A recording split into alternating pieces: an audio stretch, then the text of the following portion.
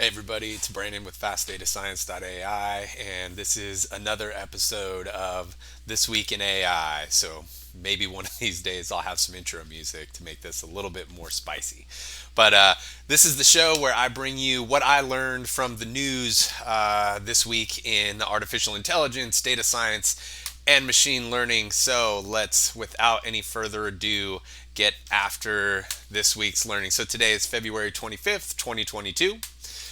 Our little G-Scrapey bot delivered me 100 articles, organized those articles into four topic areas. So topic area number one was AI with a social purpose. We'll get into that because it's what really caught my eye.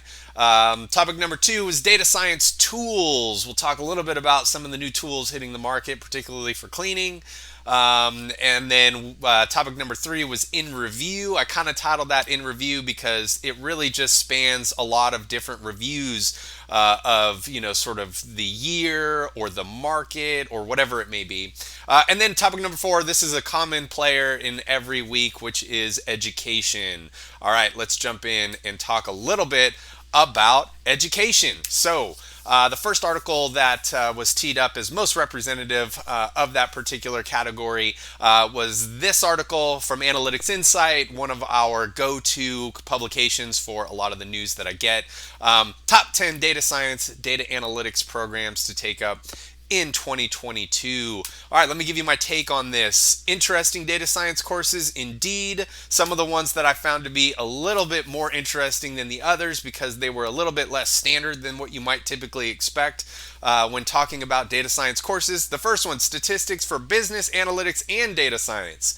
I like the idea of trying to bring all that together under a single topic heading, so Udemy is giving that a shot. Text mining and analytics with Coursera. I believe it's always a good idea to beef up your text mining and NLP capabilities and skills. So Coursera is also often really low cost or free. Highly recommend that one. Other really interesting title here, Intro to Analytic Thinking, Data Science and Data Mining, another Coursera course. I love the idea of really kind of teaching for mindset, bringing in a lot of those sort of problem solving kind of skills, the thinking skills, critical thinking skills that are really fundamental to being a good data scientist or to being somebody who really understands or tries to understand how data can inform the growth of their own business. Real quick note, I do notice that a lot of these courses, and this is a trend that's happening more and more, a lot of these courses are, or these companies that offer content courses for students, they're partnering with other major businesses. And so I have a little bit of an issue with that just because I would say that those partnerships often mean that what's happening in those courses is they're teaching you some of the tools that that company sells. And that can kind of limit the world a little bit. So I always recommend for students, as you're learning things, platforms, ideas, concepts, whatever they may be, try and understand what the underlying concepts are that are really being taught and focus less on the specific tool that is being included in that course because that tool may be proprietary, has its own kind of nuances, and maybe doesn't apply to all the possible opportunities out there. If you're a business and you want to use it, it may be expensive, that kind of thing. So just a note about some of those partnerships that I've been noticing a lot more lately in the education market. All right, so I saw this headline, and this headline at first I was like, well, why do I want to look back at 2021? It's 2022. Let's go forward. But sometimes, so I read the article and I realized that sometimes in order to move forward, we have to look backward. And so in looking backward, I read this article and it was actually really, really insightful and really interesting because the article focuses specifically on the intersection of artificial intelligence and intellectual property. And so this article really tackles all of the related cases that have happened in the world that have tried to put patents forward, patent applications, where the author of those patents is actually an artificially intelligent output of some sort. That is to say that the artificial intelligence involved actually created the idea for the patent, and so therefore becomes an author on that patent. This really comes from, the fundamental issue here is, can artificial intelligence be named as an inventor? So where this comes from is a developer designed an adversarial architecture where one of the models generates ideas, and then the adversarial model evaluates the novelty of those ideas. And so he trained this adversarial network to be able to come up with more and more novel ideas. And some of those ideas that his adversarial network have come up with have been patentable. And so 2 patents were submitted with the artificial intelligence system being named as the author. Now, the adversarial network is called DABUS, D-A-B-U-S. If you want to check it out, learn a little bit more about that architecture. I might even cover it in a future video.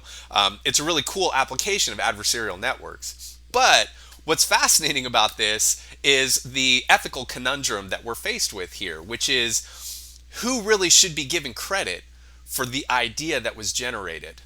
I'm not going to try and answer that now with you. I highly recommend reading this. It goes through all the different court cases and the decisions all over the world. I will say this, spoiler alert, there is really only one country right now that has allowed an artificially intelligent author on intellectual properties. Okay, let's jump in to what else was interesting in the news this week, and it was top data cleaning tools. Again, I saw this and I was like, well, this is it interesting? I don't know. Let me see what the tools are. So I checked it out, and to be honest, I did learn about some new tools that I didn't know before that can be used in data cleansing. Some of those that were particularly interesting were Open Refine and WinPure, but I think Open Refine was even more interesting. At the end of the day, all the tools that were listed are their own standalone kind of tools. You got to download them. They don't really seem to have any clear integrations with kind of a more broader implementation through like a Python library. I didn't look at all of them. There's a ton of tools listed in this article. So when I get to the links at the end, pause it, go check out this particular link. Open Refine seemed to be one that had really interesting kind of capabilities out of the box. It's open source, so it's free. All the options in there had a free option, or at least the ones that I looked at had a free community version or whatever. Open Refine was just purely open source. But it has the capability to do some kind of high-level quick text analytics where it will pull out entities from fields that are just string or text fields.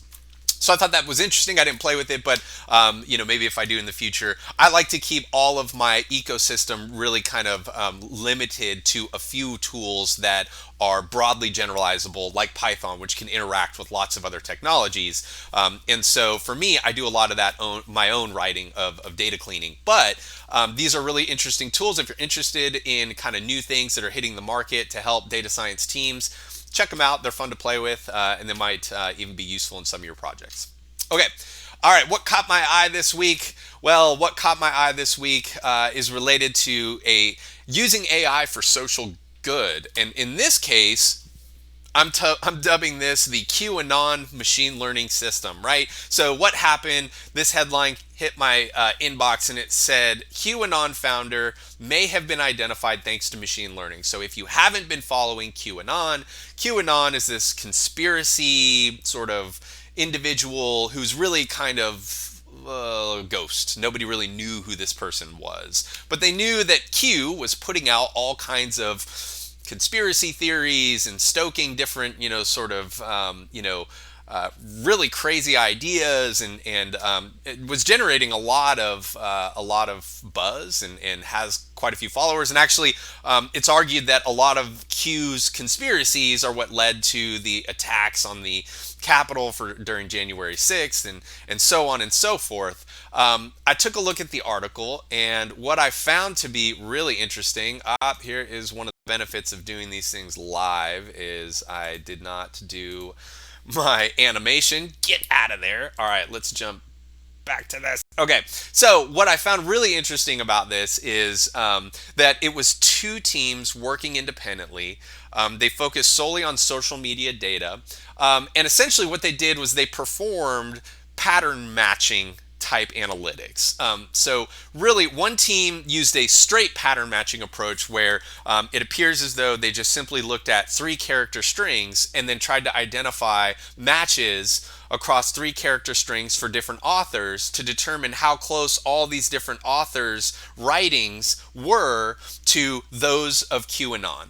Because again, nobody knew who QAnon was, so they were looking. They had some ideas, so it wasn't like they were looking at the entire world, but they were still not sure who it was, and so they used 3-character string matching to determine likelihood that any one person who's identifiable is writing in a way that's similar to how Q writes. Another company used an AI-based approach, and I don't know what that means.